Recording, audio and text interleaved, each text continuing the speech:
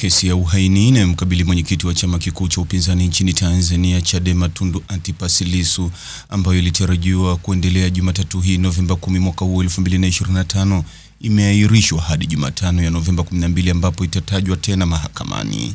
Awali upande wa Jamhuri ulipanga kuwasilisha shahidi wanne katika kesi hiyo, lakini hilo halikuwezekana kutokana na hali ya sintofahamu iliyoibuka katika maeneo mbalimbali ya Tanzania kufuatia maandamano ya siku 3 yaliyoanza Oktoba 29 mwaka 2025. Mashahidi wanaotoka mikoa ya Ruvuma na Mbeya wameshindwa kusafiri kufika jijini Dar es Salaam kutokana na changamoto hizo za kiusalama. Kwa mujibu wa maelezo ya upande wa mashtaka, hali hiyo imeathiri mchakato wa mashahidi kufika na hivyo kufanya kesi ishindwe kuendelea kama ilivyopangwa.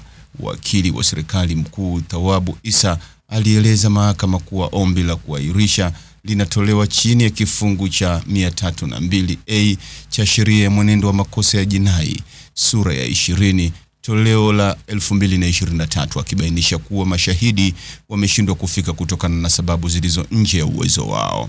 Kwa upande wa Jamhuri uliomba kesi iahirishwe kwa siku 14, huku Jaji Dastan Ndunguru akiamua iahirishwe kwa siku 2 na kwamba shauri hilo litaendelea Jumatano ijayo badala ya muda huo mrefu uliotakiwa.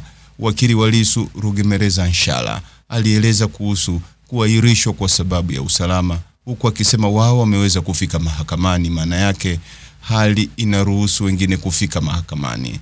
Nikimnukuu wakili wa Lissu Rugemeleza Nshala anasema, na tunafahamu kuwa mashahidi wengine ni wale wa kufichwa, hata sijui usalama wao unahatarishwa vipi, alioji Nshala na kuongeza, bahati mbaya mwenyekiti anajiwakilisha mwenyewe, hivyo hakuweza kuzungumza. Tunatumaini kwamba umma ungependa kujua nini kinaendelea. Mtazamaji, ni yapi maoni yako kuhusiana na taarifa hii?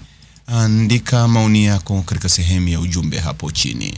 Like na subscribe pia ili uwe wa kwanza kupata habari wa chungu tele. Hii ni Focus News. Jina langu ni Deo Kaji Makomba.